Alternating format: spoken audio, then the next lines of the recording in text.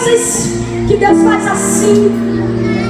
Eu entrei na vida com Cristo de tanta gente através dessa canção. Que privilégio é esse? Que privilégio é esse que Deus me deu? De repente estar no meio de tantas mulheres, de tantas partes do Brasil, e ouvir assim: Cassiane, você me edificou profundamente. É por isso que eu não paro de adorar esse Deus. Deus não rejeita a oração.